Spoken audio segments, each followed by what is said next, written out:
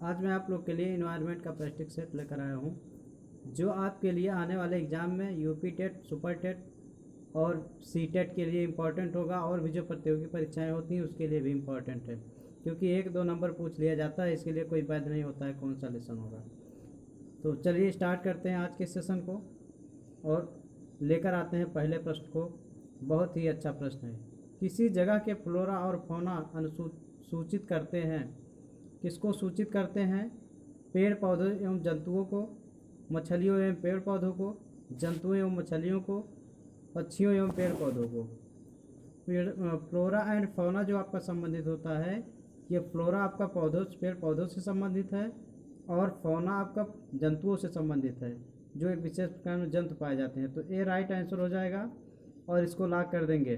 बढ़ते हुए यहाँ अगले प्रश्न की तरफ बढ़ते हैं और ये अच्छा प्रश्न आपका है।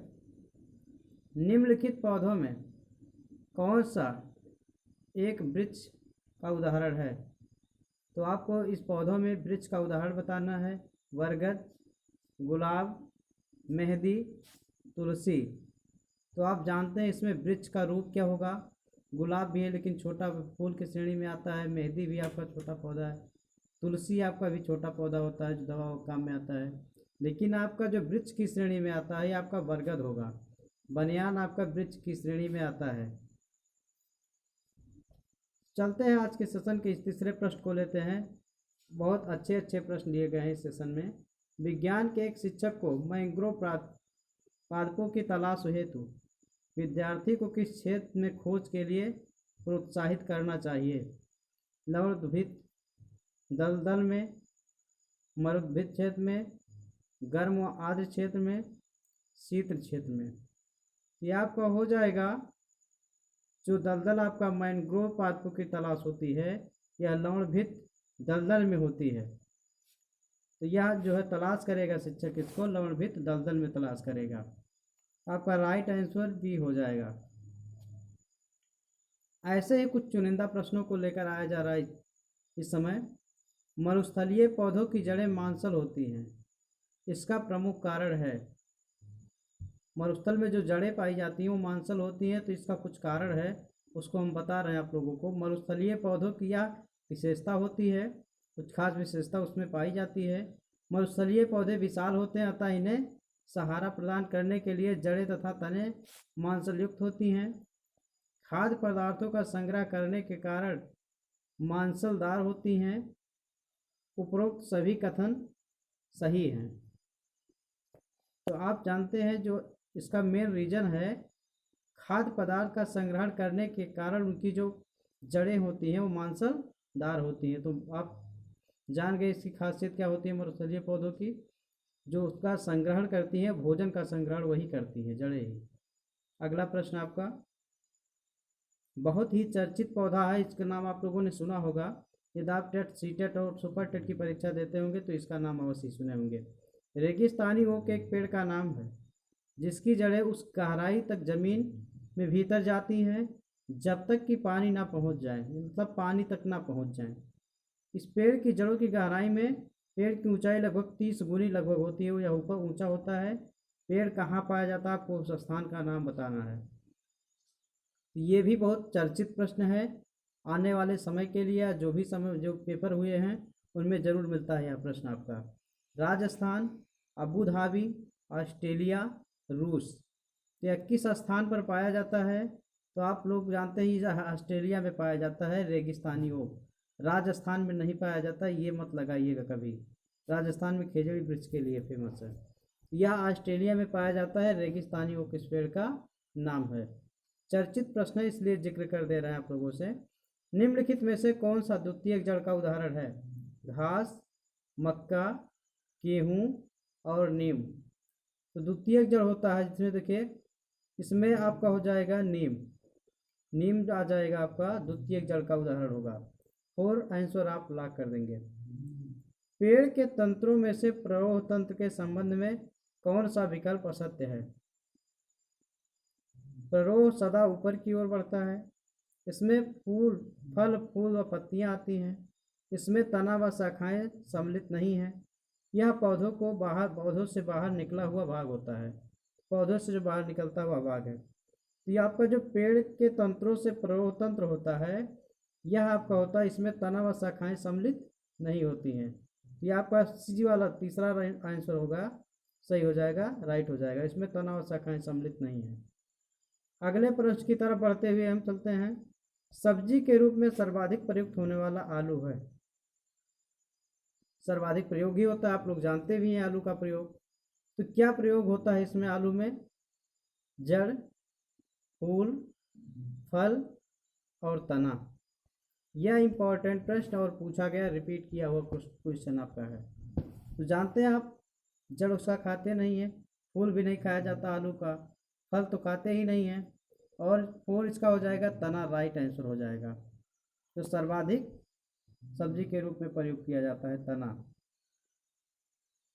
ये सब ऐसे कुछ प्रश्न हैं जो आपके दिमाग में आते हैं, आपको आता भी है, लेकिन थोड़ी सी सस्पेंस की वजह से आपके गलत हो जाते हैं प्रश्न। तो बहुत ही क्लियर कर लीजिएगा और आसानी के साथ ये प्रश्न आपको लर्न हो जाएंगे।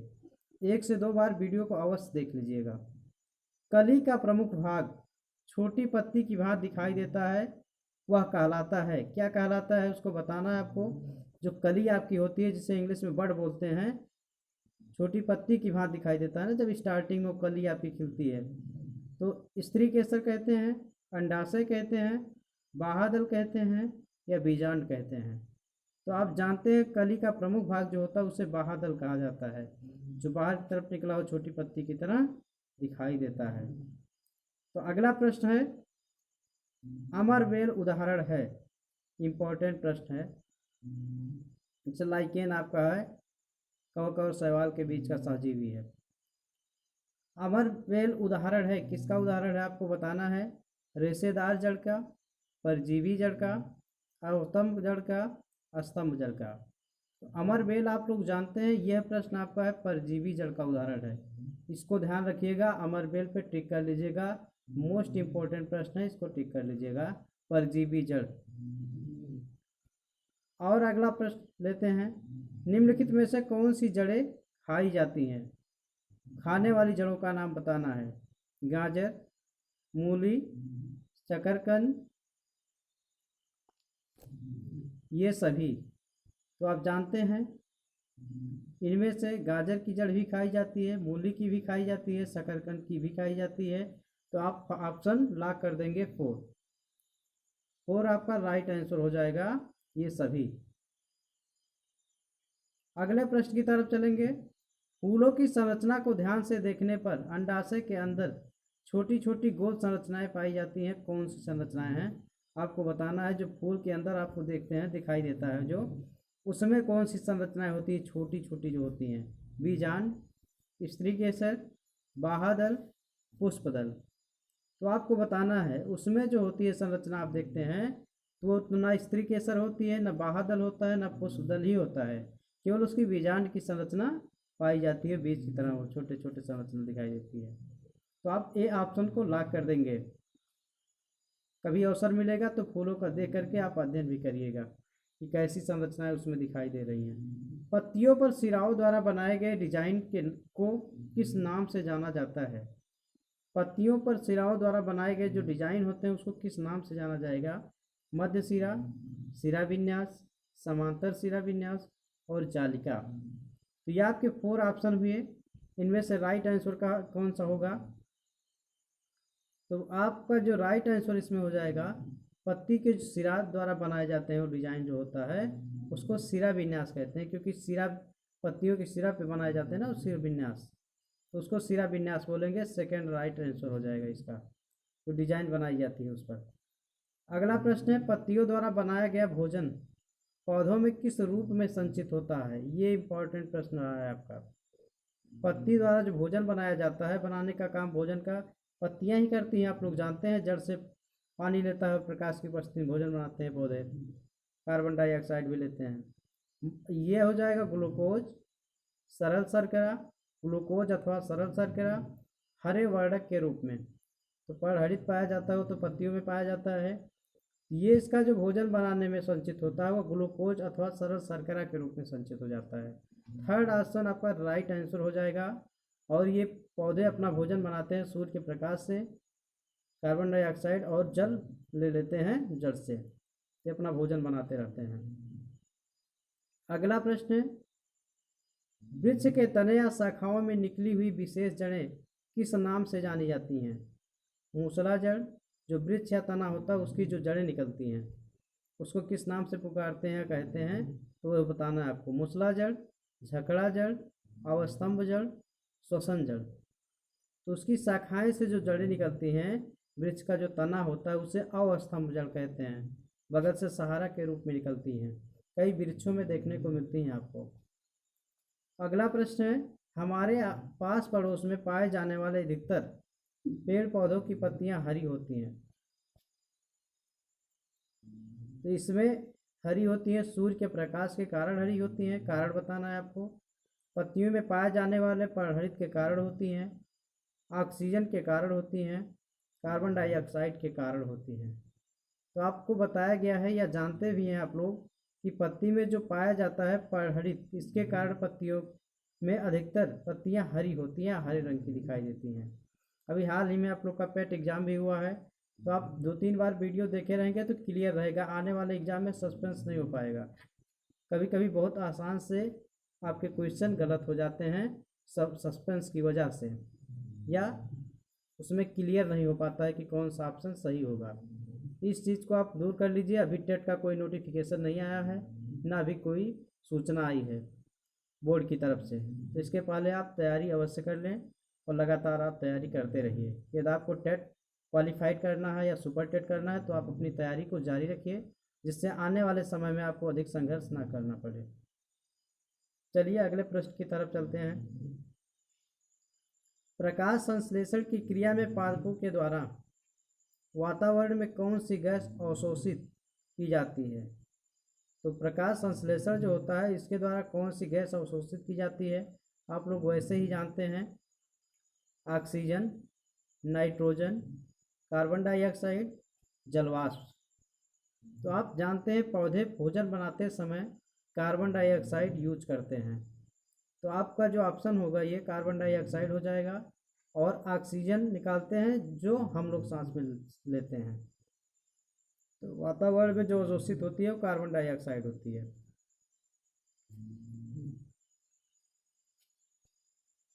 अगला प्रश्न आपका है, कीट भक्षी पादप जिस वृक्ष पर उगते हैं उसमें कौन सा तत्व नहीं होता है, बताना है आपको।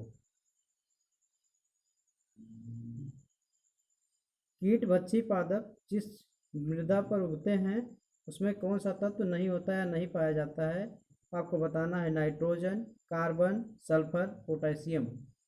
तो आप जानते हैं इनमें किन तत्वों की कमी होती है, तो उसमें नाइट्रोजन की कमी हो जाती है, तो उसी पौधों पर कीटभक्षी पौधे उगते हैं। ये आपका बहुत इम्पोर्टेंट सेशन चल रहा है, वीडियो को आप ज़रूर देख लीजिएगा। आप चैनल सब्सक्राइब नहीं किए हैं तो सब्सक्राइब अवश्य कर लीजिएगा। निम्न में कौन सा से कार्य पौधों की जड़ों द्वारा संपन्न किए जाते हैं? पौधों को सहारा प्रदान करना, खनिज तथा अन्य आवश्यक पदार्थ उपलब्ध कराना, खाद्य पदार्थों का संचयन करना, उपरोक्त सभी। तो आप जानते हैं इसमें ये जो पौधों द्वारा जड़ संपन्न किए जाते हैं यह आपका है पौधों को सहारा प्रदान करना है। तो जड़ों का काम ही होता है कि पौधों को सहारा प्रदान करें, तभी वो रुक पाएंगे या खड़े हो पाएंगे। खनिज तथा अन्य आवश्यक पदार्थ वो भी उपलब्ध करवाते हैं, जड़ के द्वारा ही जल वगैरह मिल पाता है पौधों को। खाद्य पदार्थों का संचयन भी होता है, तो आप इसका आंसर लगा देंगे उपरोक्त सभी, फोर्थ आपका राइट आंसर हो जाएगा। अगला प्रश्न है, उष्ण तथा उपोष्णकटिबंध में पाए जाने वाले पौधों में वर्ष में एक बार अपनी पत्तियां गिरा देते हैं, इसका क्या कारण है? मेन आपको रीजन बताना है कि क्यों अपनी पत्तियां गिरा देते हैं साल में एक बार। उष्ण तथा उपोष्णकटिबंध पौधों की यह विशेषता होती है, चलिए देखिए विशेषता बता रहे हैं। ऐसा वाष्पोत्सर्जन रोकने के लिए करते हैं, जो वाष्पीकरण होता है उसको रोकने के लिए करेंगे। अगला, पत्तियों की सामान्यतः जीवन अवधि 1 वर्ष की होती है, उपरोक्त में से कोई नहीं। तो आपको बताना है जो उपोष्णकटिबंध में पाए जाते हैं, उष्णकटिबंध में पाए जाते हैं, यह जो होता है ऐसा वाष्पोत्सर्जन को रोकने के लिए करते हैं ऐसे पौधे। आपका सेकेंड राइट आंसर हो जाएगा इसका, 20 का आपका सेकेंड राइट आंसर हो जाएगा। वाष्पोत्सर्जन को रोकने के लिए ऐसा करते हैं, उष्ण और उपोष्ण कटिबंध में पाए जाते हैं। ये आप क्लियर रखिएगा। अगला प्रश्न आपका है आज के सेशन का, निम्नलिखित कथनों पर विचार कीजिए और सही कथन का चयन कीजिए। तो देखें क्या क्या है। पत्तियां प्रकाश संश्लेषण की क्रिया द्वारा अपना भोजन तैयार करती हैं, ये तो सही ऑप्शन आपका है। पत्तियां केवल भोजन बनाती हैं, उसका संचयन नहीं करती हैं। फर्स्ट और सेकंड दोनों सही है, उपरोक्त में से कोई नहीं सही है। तो इसमें पत्तियां प्रकाश संश्लेषण की क्रिया द्वारा अपना भोजन तैयार करती हैं, आपका राइट आंसर हो जाएगा। फर्स्ट ऑप्शन आप लॉक कर देंगे। अगले और आज के सेशन के लास्ट क्वेश्चन की तरफ बढ़ेंगे हम। निम्न में से कौन सा से कथन सही है, आपको बताना है या है। जिन पौधों में मूसला जड़ें होती हैं उनकी पत्तियों में जालिका सिरा विन्यास पाया जाता है। जिन पौधों में मूसला जड़ें होती हैं उनकी पत्तियों में समांतर सिरा विन्यास पाया जाता है।